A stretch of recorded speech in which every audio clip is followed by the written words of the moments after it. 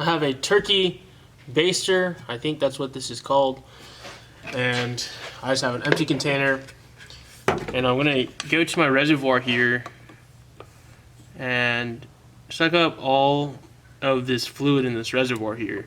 If you guys can see that, that is some dirty fluid. I'm just gonna quickly transfer this over.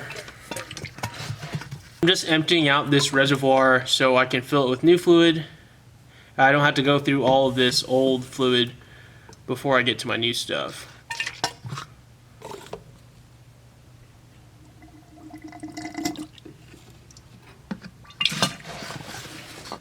Okay, that should be good for now. Set this down. And you also want to wipe away any of your excess brake fluid that drips onto anything. This stuff is pretty corrosive. Will eat your paint up.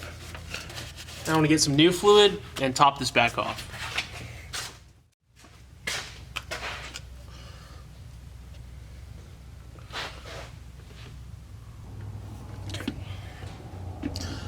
So as we are pumping the brake fluid through the system, we're going to need to keep topping this back off. If we let it go down too low to where there's no more brake fluid in the reservoir, then we're going to start pulling air through our system. So let's go under the Jeep and I'm going to show you guys how to pump your brakes and flush your brake system by yourself. So this is the product that I'm going to be using to bleed my brakes. This is a midi vacuum pump system. You have a pressure gauge right here, which is pretty sweet. You have a little handle to pump it, a release here, a couple of different tubes lengths they give you. This is your reservoir here. This will catch the brake fluid. And you have a couple of different attachments that come with this kit as well. This is the one that I use. This is for, bleeder valves. This is the most commonly used one that I use. Let me demonstrate how this works so you guys can see, get a better idea of it.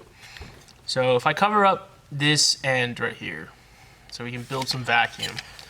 You can see that gauge pumping up, building up some pressure.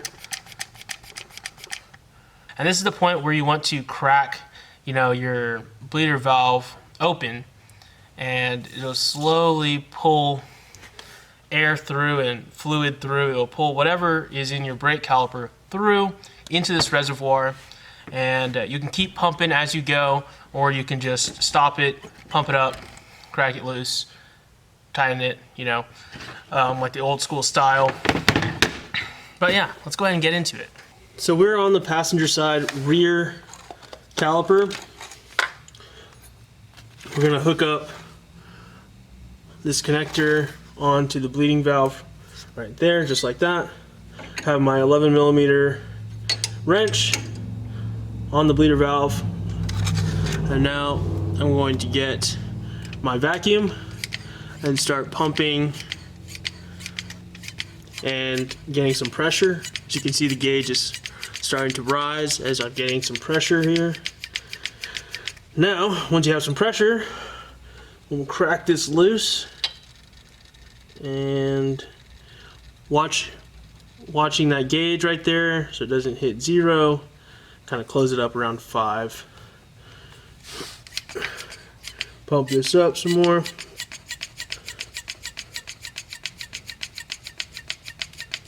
Okay, now I'm gonna open this up.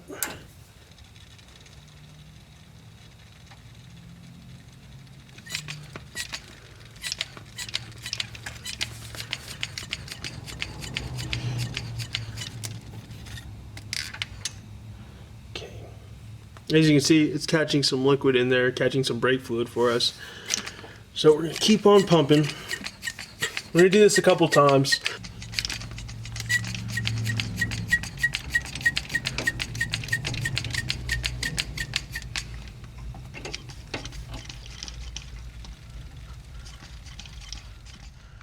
Okay, so I'm gonna call that good for right now. I'm gonna revisit this after I hit all of the calipers, and then redo it just to check it.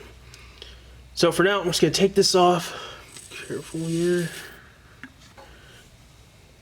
As you can see, that fluid is pretty black. It's not looking too good. So I want to move over to the driver's side rear, and we'll pick back up on this. I want to empty this out first. So we are on the driver's side rear caliper. Take off this little cover here. Make sure you don't lose that. Get this. Put it on the bleeder valve. Whoops, whoops, whoops, whoops, whoops. Plug this back in.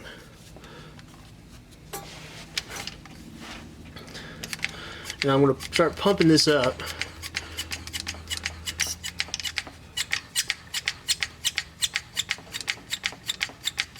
Okay, now I'm going to crack this loose, hopefully. Okay.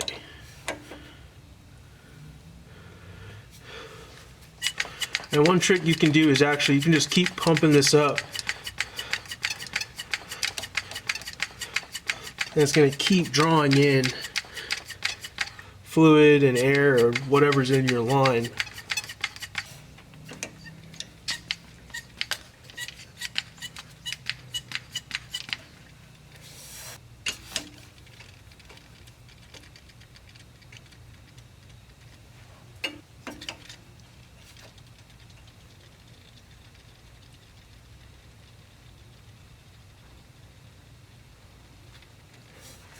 That'll be how much I do on this side.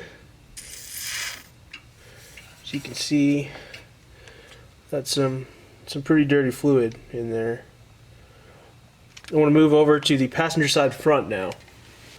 So this is the passenger front brake caliper.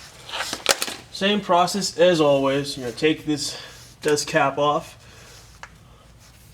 put this onto the nipple of the brake bleed valve, get some pressure in the line here.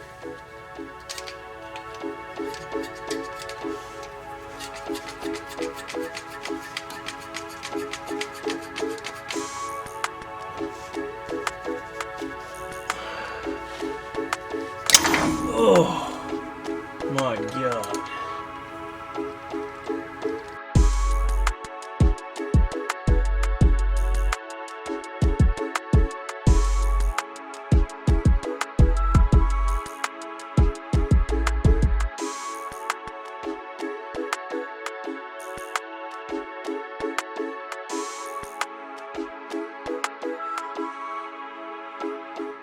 So I want to call it on this caliper, and we're going to move to our final caliper, the driver's side front.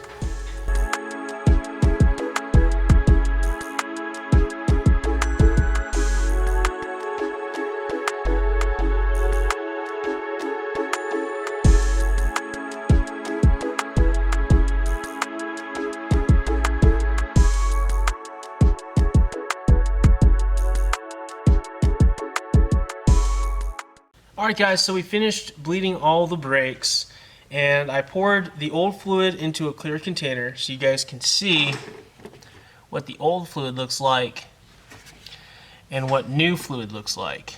You guys can see this is the new fluid, and it looks pretty much clear, yellow.